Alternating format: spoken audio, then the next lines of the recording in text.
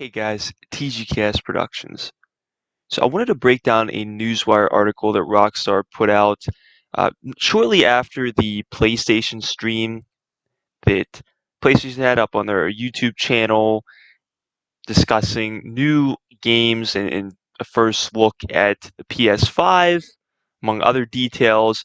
And obviously, I'd say the biggest detail we got in that stream was the fact that Grand Theft Auto 5 was going to be releasing on the PS5, expanded and enhanced in 2021.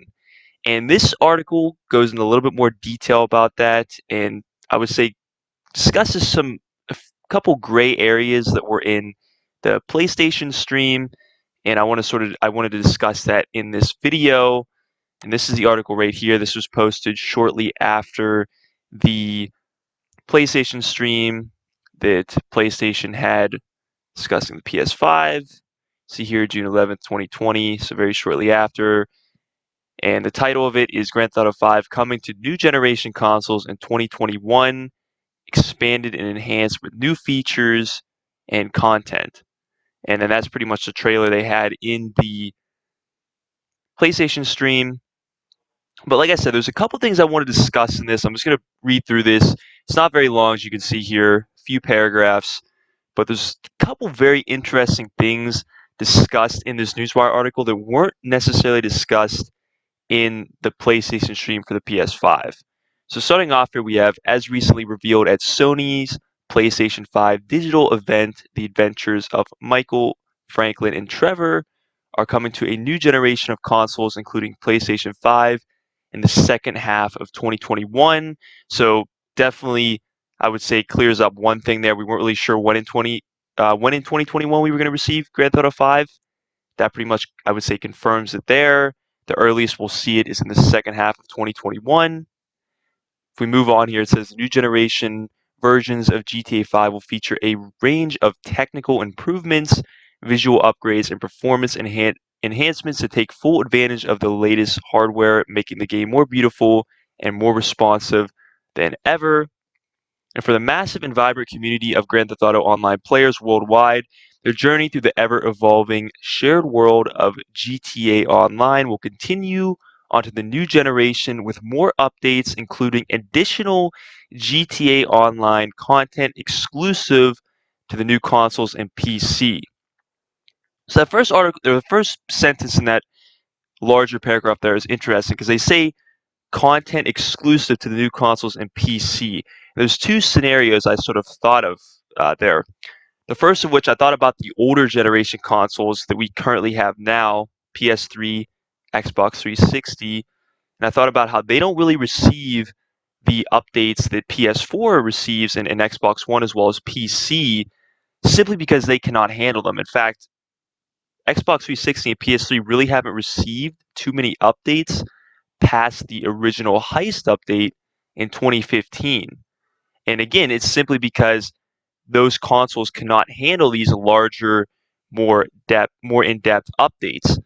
And I sort of thought of the same thing here. Rockstar state, in the paragraph above, they say that they want to utilize the technological advancements of the PS5 with the online and likely with the online updates. Therefore, it may get to a point where considering that the PS4 is now going to be considered when the PS5 releases the older generation console, it's going to get to the point where the PS4, the Xbox One, may not be able to handle the newer updates, and only the PS5 will and PC as they state. The other scenario I thought of was that I thought about when players that had existing characters on the Xbox 360 and PS3, and when they went to transfer them to PS4, Xbox One, and possibly even PC, there was some exclusive content, such as I remember the Dodo Seaplane or the Duke of Death, some of the exclusive content among others, and that could be a possibility there. There may be some of those as well, some exclusive content along those lines. Either way, Rockstar is confirming here that there's going to be content that is only going to be exclusive to PS5 for GTA Online. Now, this next sentence here in this paragraph, this next and last sentence, is the most interesting, I would say, of this entire article. Here's what it says here. It says, there will also be a new standalone version of GTA Online coming in the second half of 2021, which will be available for free exclusively for PlayStation 5 players during the first 3 months. And then before I talk about that there, because that's very important, that the last paragraph there, besides I guess the very last small one that just says stay tuned for more details, the second last one there talks about the $1 million that was talked about in the PlayStation stream regarding the PS5 details. Essentially, you're just going to be receiving $1 million every month up into the release of GTA 5 on the PS5. And the one thing I wasn't sure about is they said GTA dollars in the stream. It says May's bank account here, so I'm assuming this is going into online. That was one thing I wasn't sure about in the PlayStation stream for the PS5. So it does look like this money is going to be for GTA Online, which would definitely make the most sense. But I just want to talk about that really quickly because I want to spend the remainder of this video on this last paragraph in this last sentence in this larger paragraph talking about there being a new standalone version of GTA Online, as well as it being available for free for the first 3 months, I guess, of its release. So first off, they say a new standalone version of GTA Online. Well, okay, what does that even mean?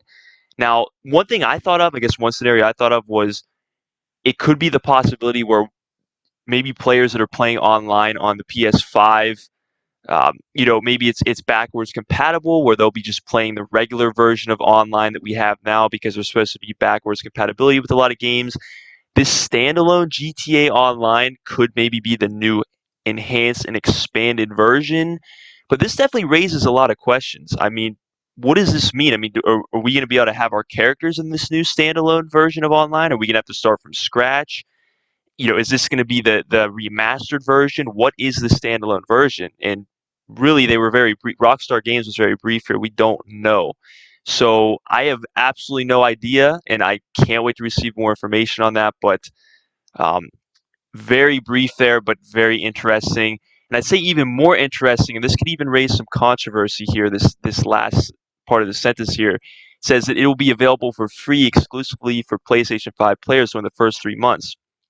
So when they say be available for free, does that mean that we are going to have to pay for this new GTA Online, uh, I guess, server or world, whatever you want to call it?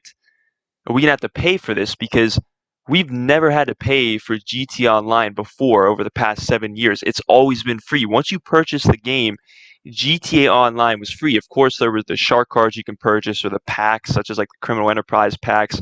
But those were all up to the player if they wanted to purchase those. You were never forced to purchase any of those. You could play GTA Online and never have to pay a single dollar.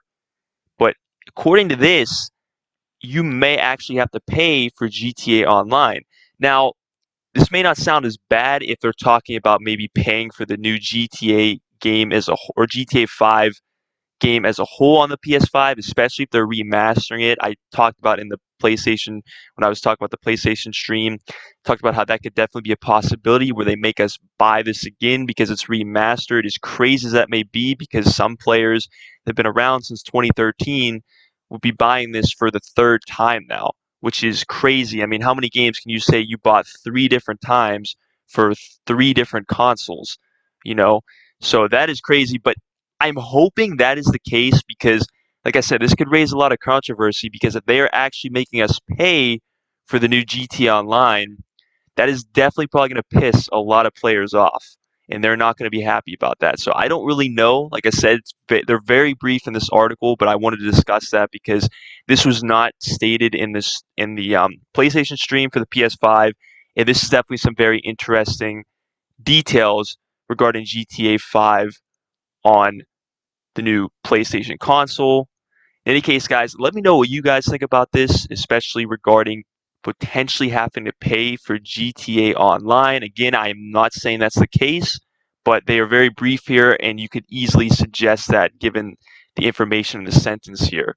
But anyways, guys, I hope you found this video very interesting. Please don't forget to like, subscribe, share this video. Be sure to comment if you have any questions. And as always, have a great day.